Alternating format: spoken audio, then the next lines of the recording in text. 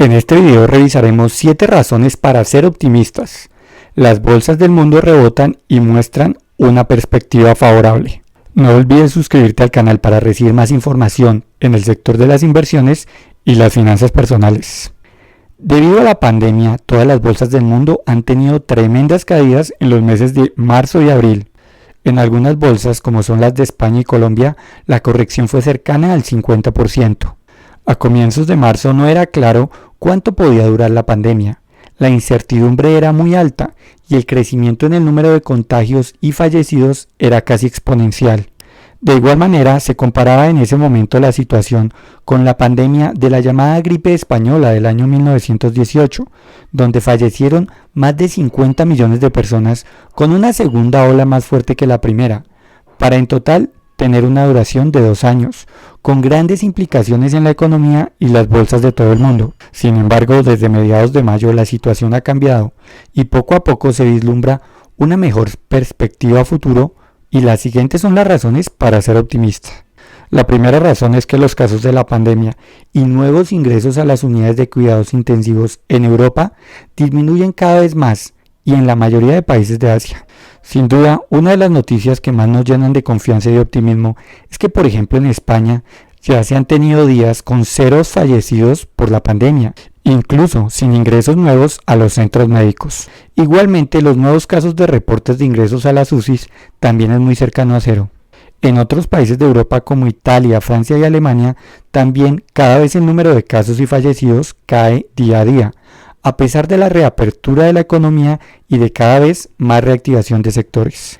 Aún son importantes el número de casos en Rusia y los países cercanos, pero la curva de casos tiende a disminuir. La segunda razón es que en Estados Unidos el número de nuevos casos es más lento y los fallecidos van disminuyendo. Después de tener picos de contagios y fallecidos para finales de abril, poco a poco los casos van disminuyendo. El número máximo de fallecidos por día fue abril 23 con 2.600 casos. Actualmente el número se encuentra cercano a 700. En algunos lugares críticos como Nueva York, el pico de fallecidos fue el 8 de abril con 799 casos. Y para mayo 31 el número de fallecidos diarios era de solo 54 personas. Estos números muestran que es bastante probable que lo peor ya pasó y poco a poco se pueda retornar a la vida normal. Por supuesto que preocupan los datos del desempleo en Estados Unidos y las recientes protestas por el asesinato de George Floyd, pero en la medida que las personas puedan retornar a sus trabajos y la actividad económica se reabra, poco a poco las cosas podrán mejorar. La tercera razón es que, de acuerdo con algunos expertos, la pandemia se agota sola y el virus tiene una menor carga viral.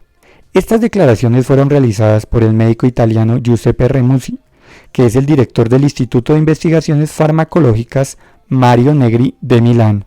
El doctor afirmó que los ingresos por la pandemia en los hospitales a causa del virus en Milán pasaron de más de 100 a 0. Explicaba que muy seguramente se tenga una reducción de la carga viral que produce que la enfermedad provocada por el virus ya no sea grave. Por supuesto, esto para el caso de Italia, aun cuando situación similar ocurre en España y otros países de Europa Occidental. De acuerdo con el galeno, el virus solamente llega hasta el tracto respiratorio superior y no llega a los alvéolos pulmonares que provocaba las graves complicaciones de salud. Por supuesto que estas declaraciones causaron una fuerte polémica, pues los organismos de salud llamaron a la prudencia al respecto. Pero otros reconocidos médicos apuntan en la misma dirección. Por ejemplo, Alberto Sangrillo, el médico de Berlusconi, declaraba en la televisión RAI que el coronavirus ya no existe clínicamente en Italia. En esa misma dirección, el presidente de virólogos italianos, el profesor Arnaldo Caruso, desde su laboratorio de microbiología en Brescia, ha publicado un artículo en una revista científica, donde evidencia que se aisló una variante del virus SARS-CoV-2 muchísimo menos potente. Estas afirmaciones son muy positivas, pues podrían mostrar que por lo menos en Italia ya es posible que el virus no sea tan letal. La cuarta razón es que las bolsas en Europa, incluyendo el IBEX 35, ya comienzan a mostrar importantes repuntes. Después de tocar fondo a mediados de marzo, las bolsas de diferentes países de Europa comienzan a mostrar importantes rebotes. En el caso particular del IBEX 35 en España, después de llegar a mínimos a mediados de marzo, cercanos a 6.000 puntos, en las últimas semanas se han logrado importantes recuperaciones, llegando incluso a los 7.500 puntos. La recuperación de la economía será lenta, pero aún queda espacio para nuevas valorizaciones si la pandemia sigue controlada. Otro de los índices que ya ha tenido una importante recuperación es el DAX de la Bolsa Española. Después de tocar los 8.400 puntos a mediados de marzo, ya consiguió llegar a los 12.000 puntos, mostrando una recuperación cercana al 50%.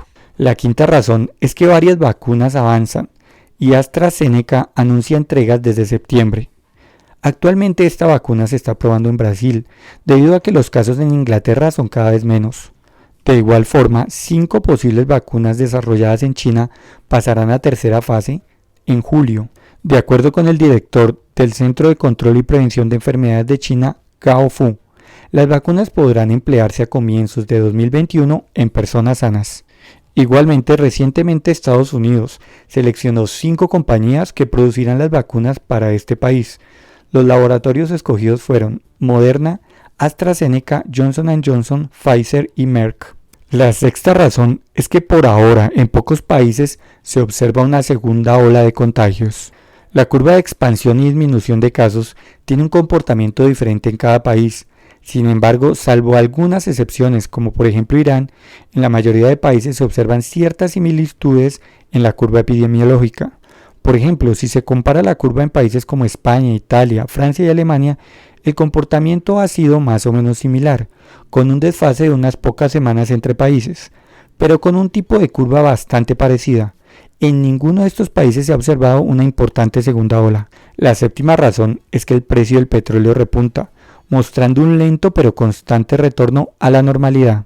Si bien en el mes de marzo la actividad económica estuvo frenada, buena parte de los sectores en la mayoría de países de Europa y Asia se muestran con un lento pero sostenido retorno a la normalidad económica y laboral. Esto tiene un impacto en el consumo de combustibles y en el precio del petróleo, el cual, a causa del sobreabastecimiento, llegó incluso a valores negativos para el mes de marzo, debido a que se tenía demasiado crudo represado sin espacio para ser almacenado. Pero ya el precio del Brent se acerca a los $40 debido a que la demanda comienza a restablecerse y en países como China el consumo ya se encuentra en niveles muy cercanos a los normales antes de la crisis. Miremos ahora cuál es la perspectiva de los mercados y las bolsas. En la última semana se observó una fuerte recuperación en la mayoría de las bolsas del mundo con importantes valorizaciones. Algunos mercados como el de Estados Unidos ya habían comenzado con la recuperación desde finales del mes de marzo.